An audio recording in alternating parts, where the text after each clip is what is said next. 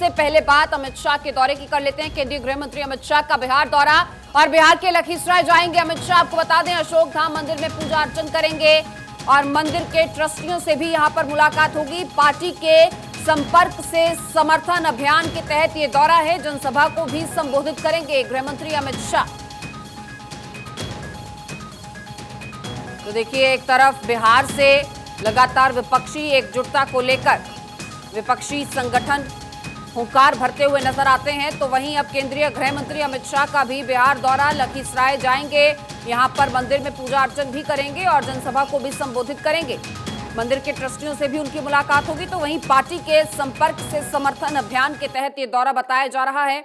जाहिर तौर पर गृह मंत्री अमित शाह का यह कार्यक्रम काफी अहम, वहां पर तमाम कार्यकर्ताओं के लिए दोपहर 1:15 बजे पटना एयरपोर्ट पहुंचेंगे, ये भी जानकारी मिल रही है। और 1:30 बजे हेलीकॉप्टर से लखीसराय के लिए रवाना होंगे और 2:05 पर अशोक धाम मंदिर पहुंच जाएंगे केंद्रीय गृह मंत्री अमित शाह। फिर लगभग 3 बजे तक अशोक धाम संग्रहालय और संपर्क से समर्थन कार्यक्रम में शामिल होंगे। फिर लखीसराय गांधी मैदान स्थल पहुंचेंगे, सभा स्थल होगा ये 3 बजे और 3:15 बजे जनसभा को संबोधित करने का पूरा कार्यक्रम जो है वो तैयार किया गया है। धन्यवाद ज्ञापन किया जाएगा 4 बजे। विजय कुमार सिन्हा के साथ बातचीत उनकी रहेगी तकरीबन 4:15 बजे और 5 बजे के बाद लखीसराय के विधानसभा कार्यालय के दौरा करेंगे वो और उसके बाद लखीसराय से पटना के लिए फिर रवाना होंगे लगभग 5:15 बजे। तो देखिए, दौरे के मायने भी आप समझ लीजिए। 12 लोकसभा सीटों पर कड़ी चुनौती वाली सीटों में मुंगेर भी शामिल है और इन्हीं सीटों पर बीजेपी ने खास रणनीति तैयार की है। अमित शाह का यह दौरा इसी रणनीति का हिस्सा बताया जा रहा है और मुंगेर सीट पर बीजेपी किसी भी कीमत पर जीत चाहती है।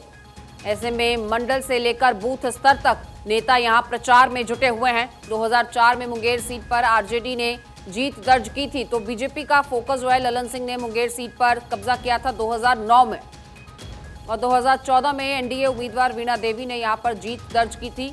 2019 में ललन सिंह दोबारा मुंगेर से जीतकर सांसद बने थे। तो 2024 में भी इसी सीट पर बीजेपी की नजर है और ये सीट कितनी अहम है ये जान लेते हैं। हमारे सहयोगी सर्वेश हमारे साथ जुड़ चुके हैं, सीधे उन्हीं का रुख करेंगे। सर्वेश, आज का ये दौरा कितना अहम और खासतौर पर मुंगेर सीट की अगर बात की जाए, जिस तरह से हम दर्शकों को बता भी रहे थे कि ये सीट जो है और ये जीत जो है ये फिलहाल साख का विषय बनी हुई है। जी बिल्कुल, देखिए कहीं ना कहीं जेडीयू के राष्ट्रीय अध्यक्ष ललन सिंह का ये गढ़ माना जाता है और यही वजह है कि अमित शाह जो पहले उन्होंने अप्रैल महीने में नवादा में रैली की थी और उसके बाद आज वो मुंगेर संसदीय सीट पर उनके आज वो आ रहे हैं और आज लखीसराय में हुंकार भरेंगे।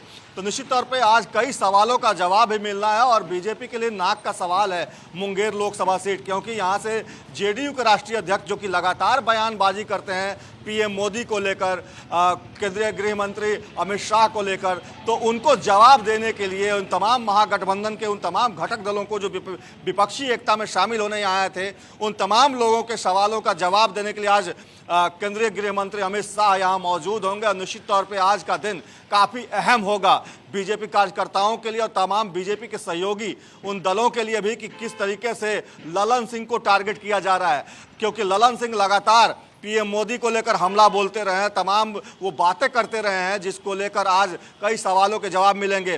केंद्र सरकार की नीतियों पे सवाल उठाए जाते रहे हैं, उन तमाम सवालों के भी आज जवाब मिलेंगे। इसके अलावा जो आप देख लें कि मणिपुर हिंसा को लेकर सवाल उठाए जाते हैं, उसको लेकर आज जवाब मिलेगा।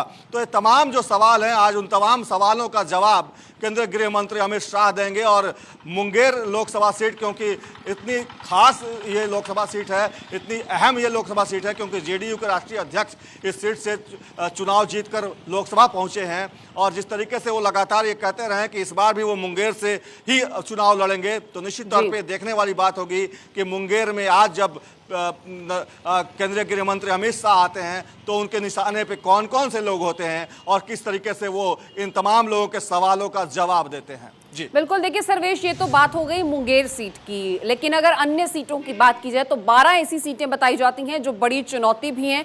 ऐसे में उन सीटों के लिए क्या कुछ रणनीति है और क्या कुछ आज मैसेज यहां से कार्यकर्ताओं को जाएगा, ये बताइए। जी देखिए, मुंगेर लोकसभा सीट की अगर बात की जाए तो यहाँ पे 6 विधानसभा सीटें हैं, जिसमें कि 4 पे बीजेपी का कब्जा है और 2 पे आरजेडी का कब्जा है। ऐसे ही कुल 12 ऐसी सीटें हैं जिसमें लोकसभा की सीटें जिसमें महागठबंधन के घटक दलों का कब्जा है। उन तमाम सीटों पर बीजेपी की नजर है, क्योंकि इस बार 400 के पार ये नारा है बीजेपी बिहार का। और तमाम ये जो बीजेपी के बिहार के जो लोग हैं, बड़े नेता हैं, वो उनका साफ तौर पे कहना है कि जो 40 की 40 सीटें हैं वो बीजेपी इस बार जीत कर जाएगी और नरेंद्र मोदी के, पीएम नरेंद्र मोदी के हाथों को मजबूत करेगी।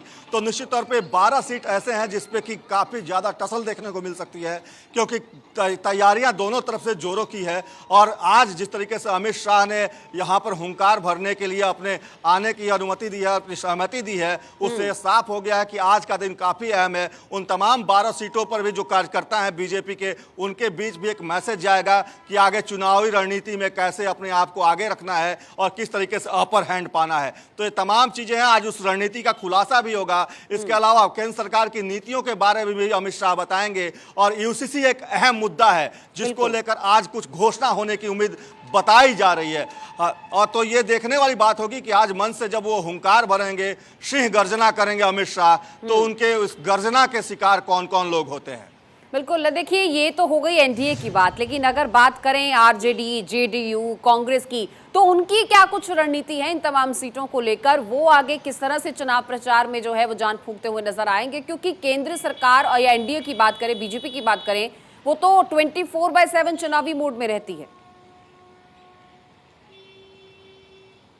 जी बिल्कुल, देखिए जहां तक आपने महागठबंधन का सवाल किया, तो जिस तरीके से महागठबंधन के लोग आजकल विपक्षी एकता को लेकर माहौल बनाने की कोशिश कर रहे हैं, उसमें कहीं ना कहीं उनकी एक तैयारी ये भी है कि उनका कहना है कि कर्नाटक चुनाव में उनको बहुत महागठबंधन के जो घटक दल हैं उनको अपर हैंड मिला था, हिमाचल चुनाव में उनको अपर हैंड मिला था। तो उन तमाम दोनों चुनावों को लेकर काफ़ी उत्साहित हैं और यही वजह है कि इतनी बड़ी तादाद में आपने देखा होगा कि 23 तारीख को पटना में विपक्षी एकता का जमावड़ा लगा था। अब शिमला में बैठक होने वाली है, तो निश्चित तौर पर उन लोगों की भी तैयारियाँ काफ़ी जोरों पर है। लेकिन बीजेपी जिस तरीके से एक एक करके उन सीटों को चिन्हित करके वहां पे इस तरीके के कार्यक्रम रख रही है, बड़े नेताओं का दौरा हो रहा है। अभी हाल ही में जेपी नड्डा का भी दौरा होने वाला था, लेकिन वो किसी कारणवश उनका कार्यक्रम स्थगित हो गया, लेकिन बाद में उनके आने का कार्यक्रम है।